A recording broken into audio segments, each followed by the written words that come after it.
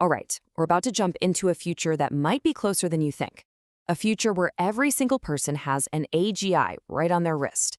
Now, I know it sounds like pure science fiction, but we're going to dig into what cutting-edge research from economics, neuroscience, and psychology actually tells us about what would happen. Let's get into it. So, just imagine it for a second. A sleek little watch, but inside is an artificial general intelligence. We're talking an AI with human-level smarts. It's your own personal genius, your perfect co-pilot for, well, everything, and it's on 24/7. Amazing, right? But that one simple what if, man, it just unleashes this incredible cascade of questions that gets to the very heart of how we live. And look, we're not just spitballing here. We're going to look at this whole scenario through three really different, really important lenses. What it does to our economy, what it does to our brains, and what it does to our sense of self. We're treating this thought experiment like it's a real-world event, because the data we have, it points to some seriously surprising outcomes. Okay, so the first and most immediate ripple effect, the one we'd all feel right away, would be on our jobs. I mean, how does a perfect digital partner change how we work, how we learn, how we make a living? To really get that, we've got to start with how we build value in the first place. You know, the bedrock of our whole modern economy is this idea called human capital. It's basically everything you bring to the table. Your degree, the skills you picked up at work, your expertise. It's the economic sum of you.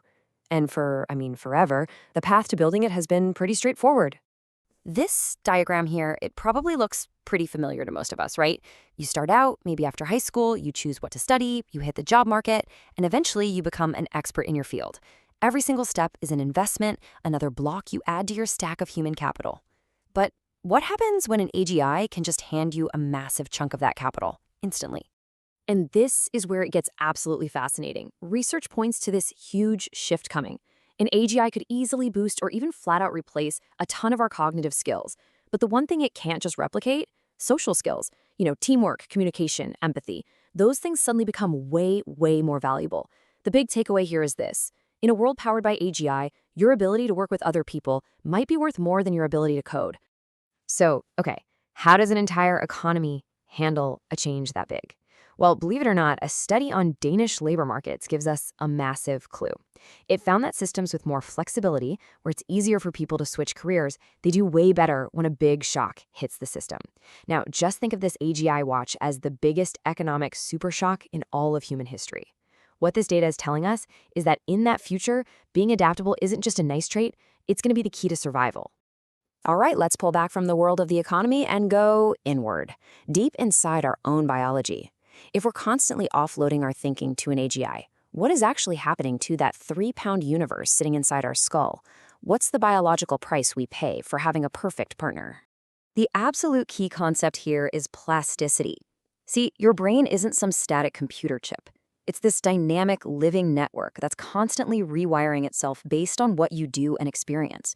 And studies using things like transcranial magnetic stimulation have shown that the very mechanisms of learning are tunable.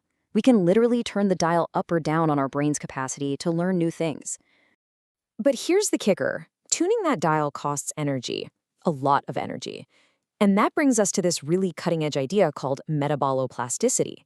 It's basically the theory that your ability to learn is tied directly to your brain's energy budget. Every single new memory, every new skill, it has a real metabolic price tag.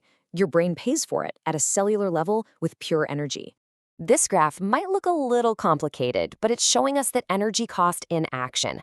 All you really need to know is that it proves the brain's ability to learn, its plasticity window, is directly linked to its energy level. So, you have to ask, what does an AGI do to our mental energy budget? Does it free up energy for bigger, better thoughts, or does it make our brains kind of lazy and not want to learn at all? The best way to think about it is like a car engine.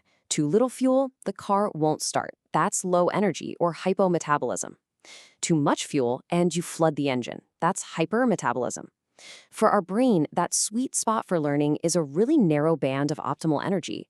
An AGI could totally push us out of that zone, either by doing so much for us that our brain just powers down, or by feeding us so much info that it goes into overdrive and becomes chaotic. Okay, we've looked at our jobs, we've looked at our brains. Now we have to go to the deepest level of all, our very sense of self. Who are you? When the little voice on your wrist knows you better than you know yourself. So many of us have felt this, right?